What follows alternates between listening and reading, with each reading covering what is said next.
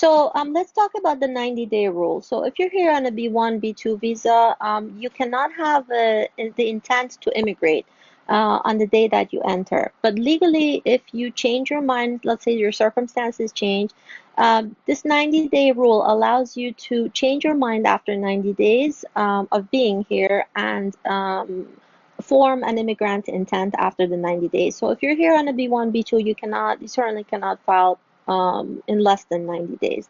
But after that 90 days passes, if you're able to show that for XYZ reason my intentions changed, then you can certainly file for your I-526E and followed by your adjustment of status. So that's with the B1, B2 applicants. However, if you're here on a longer term visa, such as an F1 or an H1B, and you've been here for a while, it is quite all right for you to file for your adjustment of status. Especially with H1B and L1 visa holders. So there are only two visas, Sam, that allow dual intent, one being the H1B, the second one being the L1 visa. So if you're here on an H1 or an L1, you don't need to wait the 90 days that I mentioned. If you're here on an F1, though, I do recommend that people wait the 90 days before filing for their adjustment of status. E2 also is not a dual intent visa. It is meant to be a temporary visa that is a non-immigrant visa. So with those visas, you got to be careful and observe the 90-day rule.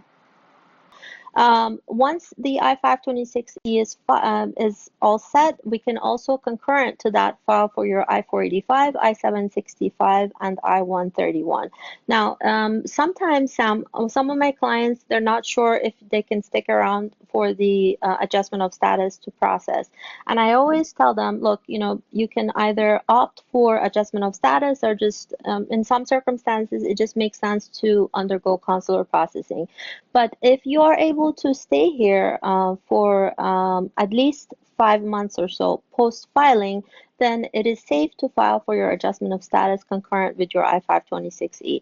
A lot of my clients are very busy entrepreneurs, very busy businessmen and businesswomen, and they tell me, Marjan, look, I can only stick around for like 2 months after you file for me. And while it is a little bit riskier, what I say to those clients is that, look, we can file for you after we file the adjustment of status and the I-526E.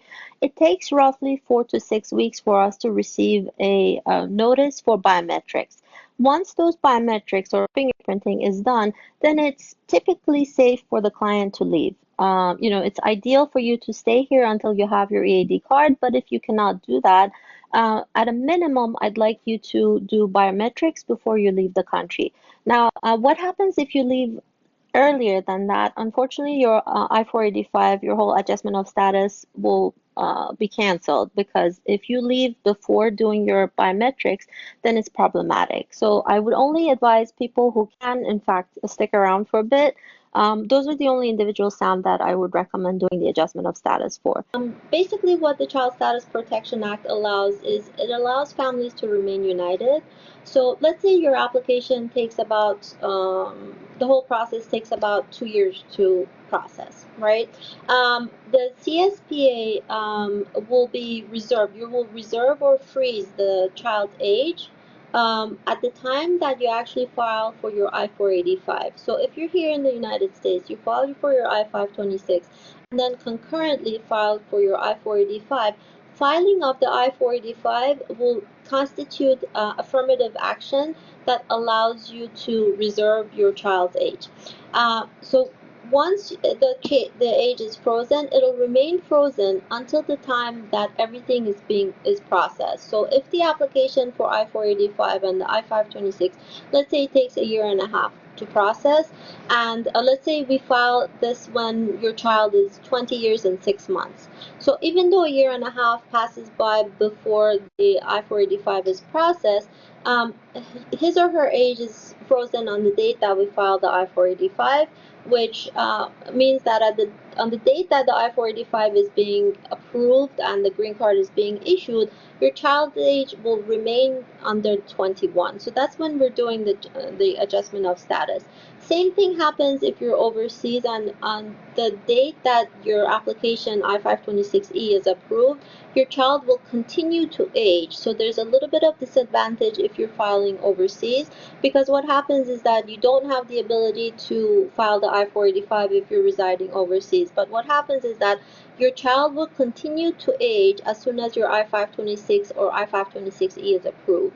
And then the age stops again on the date that you pay for your DS-260, which is the form you file with the Department of State.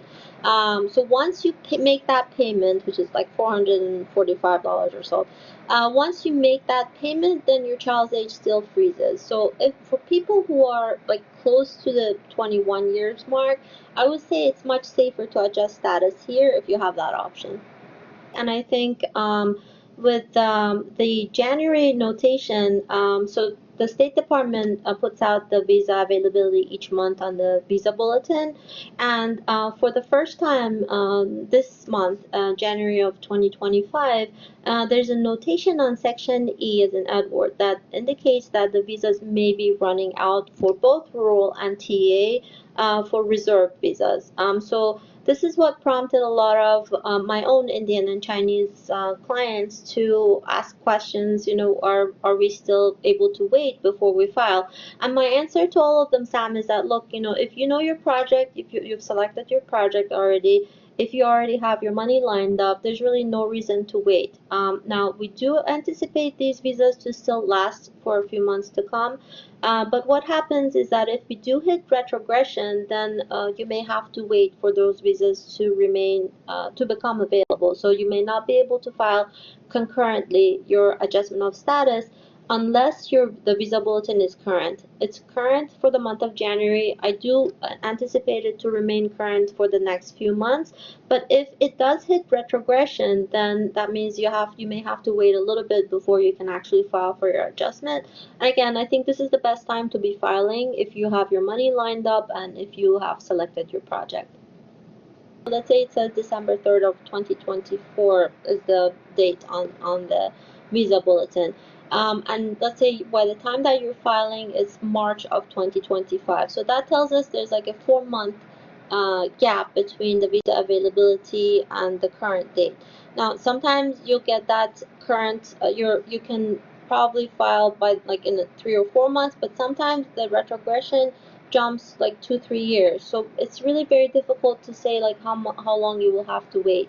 If it's not current, then you should really consider other categories. But this is why we are definitely encouraging people to file before they see any of those notations. And I think that's also why it's important that for people to understand that you can file using installment program where you would file with like let's say $200,000, $300,000, and with that, Sam, I don't know if you want us to get into that in this session, but it's very important for you to have the remainder of the money available somewhere in the world. So let's say you have an apartment in Australia up for sale, and you only have $200,000 available. Most projects, including Sam's, they do accept installment programs where you would pay the $200,000, but then we would have to show that, look, the apartment in Australia is in fact up for sale, and here's the contract, and it's committed to this EB-5 venture. So under those circumstances, I don't see any reason why you need to wait, because USCIS does allow for you to file under those circumstances, and it does allow you to reserve your priority date. So then you wouldn't have to worry about retrogression, and if you have children who are approaching 21, you also freeze their age at the same time.